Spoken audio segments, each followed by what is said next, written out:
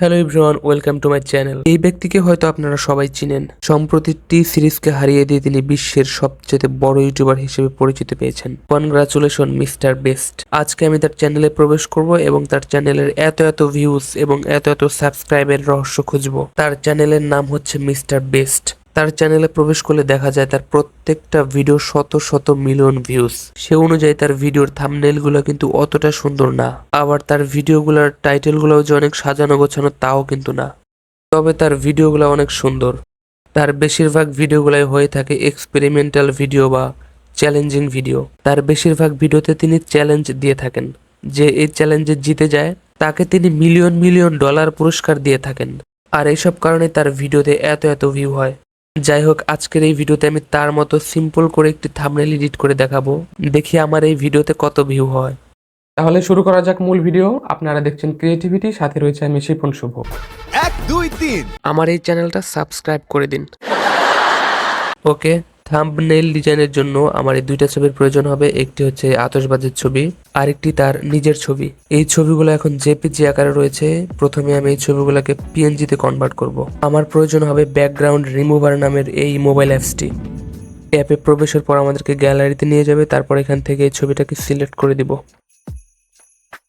তারপর magic option থেকে আমরা এই ছবির ব্যাকগ্রাউন্ডটাকে সুন্দরভাবে সময় নিয়ে রিমুভ করে নিব। ওকে, ডান। তারপর দ্বিতীয় ছবিটা সিলেক্ট করব।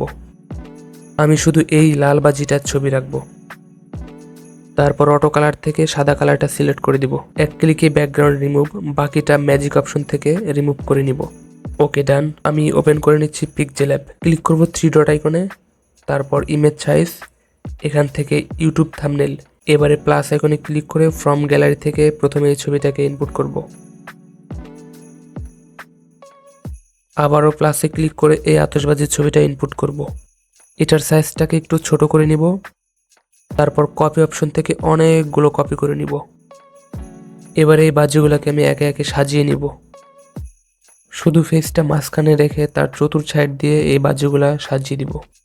আবারও প্লাসে ক্লিক করে আমি গ্যালারি থেকে আতশবাজির মাথায় যে আগুনের ছবিটা ছিল সেটাকে আলাদাভাবে নিয়ে আসবো। তারপর অল্প কিছু বাজির উপরে আমি এই আগুনের ছবিগুলো রাখবো।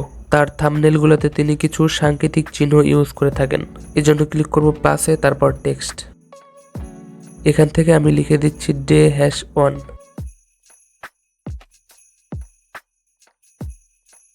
ফ্রন্ট অপশন থেকে এটার ফ্রন্টটা চেঞ্জ করে দিব এবং ডান সাইডে এই দিকটাতে রেখে দিব। তার ভিডিওর থাম্বনেইলগুলো এমনই সাদামাটা হয়ে থাকে। আজকের ভিডিওটা এখানে শেষ করছি। তো এই ছিল আমাদের আজকের ভিডিও। ভিডিওটি কেমন লাগলো অবশ্যই কমেন্ট করে জানাতে পারেন, আর আমাদের চ্যানেল থেকে ঘুরে আসার আমন্ত্রণ রইল। দেখা হয়ে যাবে অন্য কোনো ভিডিওতে। সেই পর্যন্ত সাবধানে থাকুন, সচেতন থাকুন। আসসালামু আলাইকুম রহমতুল্লাহ।